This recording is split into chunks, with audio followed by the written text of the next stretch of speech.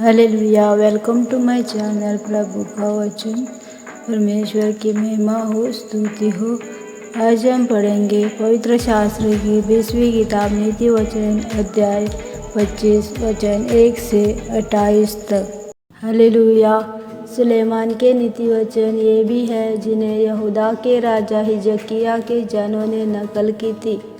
परमेश्वर की महिमा गुप्त रखने में है, परंतु राजाओं की महिमा गुप्त बात के पता लगाने से होती है।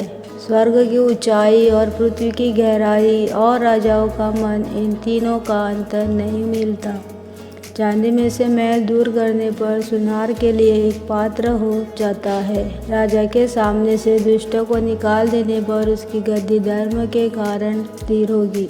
राजा के सामने अपनी बड़ाई न करना और बड़े लोगों के स्थान में खड़ा न होना, क्योंकि जिस प्रधान का तूने दर्शन किया हो उसके सामने तेरा अपमान न हो, परंतु उसे यह कहा जाए, आगे बढ़कर विराज। झगड़ा करने में जल्दी न करना, नहीं तो अंत में जब तेरा पड़ोसी तेरा मुँह काला करे तब तू क्या कर सकेगा। अपने पड़ोसी के साथ वाद विवाद एकांत में करना और पराये का भेद न खोलना।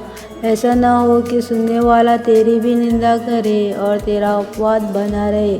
जैसे चांदी की टोकरियों में सुनहले सेब हो, वैसे ही ठीक समय पर कहा हुआ वचन होता है। जैसे सोने का नथ और कुंदन का जेवर अच्छा लगता है, वैसे ही मानने वाले के कान में बुद्धिमान की डांट भी अच्छी लगती है। जैसे कटनी के समय बर्फ की ठंड से, वैसे ही विश्वास योग्य दूध से भी भेजने वालों का जी ठंडा होता है। जैसे बादल और पवन बिना दृष्टि निर्लाप होते हैं, वैसे ही झूठ मूठ दान देने वाले का बड़ाई मारना होता है। धीरज धरने से न्याय मनाया जाता है और कोमल वचन हड्डी को भी तोड़ डालता है। क्या तूने मधु पाया तो जितना तेरे लिए ठीक हो उतना ही खाना, ऐसा न हो कि अधिक खाकर उसे उगल दे। अपने पड़ोसी के घर में बारंबार जाने से अपने पाँव को रोक, ऐसा न हो कि वह खिन्न होकर घृणा करने लगे। जो किसी के विरुद्ध झूठी साक्षी देता है वह मानो हथौड़ा और तलवार और पैना तीर है। विपत्ति के समय विश्वासघाती का भरोसा टूटे हुए दांत व उखड़े हुए पाँव के समान है। जैसा जाड़े के दिनों में किसी का वस्त्र उतारना व सज्जी पर सिरका डालना होता है, वैसा ही उदास मन वाले के सामने गीत गाना होता है।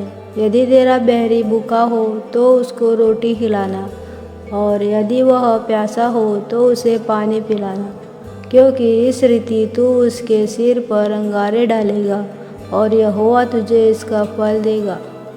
जैसे उत्तरी वायु वर्षा को लाती है, वैसे ही चुगली करने से मुख पर क्रोध छा जाता है। लंबे चौड़े घर में झगड़ालू पत्नी के संग रहने से छत के कोने पर रहना उत्तम है।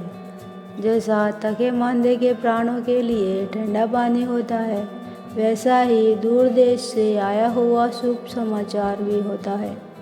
जो धर्मी दुष्ट के कहने में आता है वह गंदले सोते और बिगड़े हुए कुंड के समान है। बहुत मधु खाना अच्छा नहीं, परंतु कठिन बातों की पूछताछ महिमा का कारण होता है। जिसकी आत्मा वश में नहीं, वह ऐसे नगर के समान है जिसकी शहरपनाह नाका करके तोड़ दी गई हो। आमीन।